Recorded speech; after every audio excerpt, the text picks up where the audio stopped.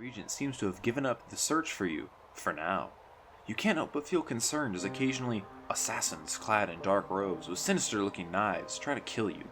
But they always seem to say the same thing after you survive their encounter. You won't stop us. But who exactly are these people? This is the Ministry. Your adventures don't really give you much in the way of information until your travels bring you to Minotaurisa. There, you find several of the black-robed cultists milling about a singular location. Knowing better than to fight them all head-on, you opt to sneak into the lower levels of their outpost. And you find a book detailing how a trial of power can make all of their members stronger through the Trial of One. These are the ravings of madmen, yes, but perhaps something can be gained from snooping around a bit more. But it seems that was a mistake. You were found by cultists snooping around what little written text they had at their ramshackle outpost.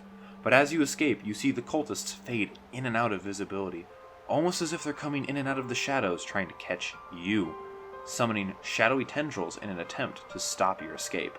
But lucky for you, they are not the best at aiming them. As you run away into the night, they scream that the fourth prophet will have your head. And it seems that this cult warrants a bit more investigation after you're somewhere a bit safer.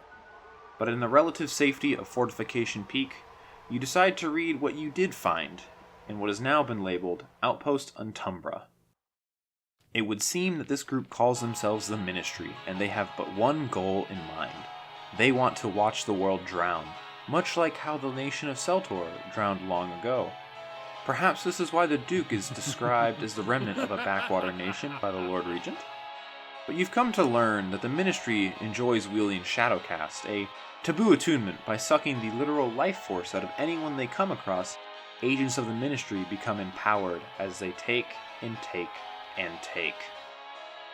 But a memory comes back to you. You come to realize that when the Ministry talks about the prophets, their leadership is filled with prophets, akin to generals of their rather small but scarily effective following.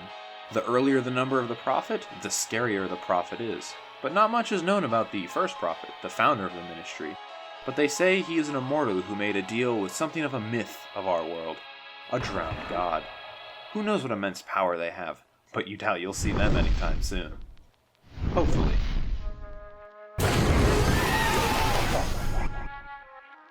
After going through all the books that you generously borrowed, you decide that this knowledge is better discovered in a more practical manner. What better way to find out about the Ministry than to explore the very place they wish everybody to see? And as you sink beneath the waves and lay eyes on what is left of Seltor, you realize that if the Ministry has their way, this fate awaits all who dwell on the surface. Your faith and discovery guides you to an entity in the temple, almost as if the statue you find in said temple is alive. Upon approaching it, something twists and squirms in your mind, urging you to listen, if you can. It tells you of men clad in black, offering a city as a sacrifice to something. It was a petty offering, it says, but more than your kind usually amounts to. You're puzzled yet afraid, but you decide to leave after hearing such a statement. Could the drowning of Seltor have been orchestrated by the Ministry themselves? But upon your return to the surface, you decide it's best to seek out others who are a bit more knowledgeable in the state of the world, above and below. Perhaps the divers may know a thing or two about the depths that you don't? But for now, that is all this story has to tell. Come back for the next episode where we discuss the lore of the divers, a group known for their knowledge and exploration of the depths.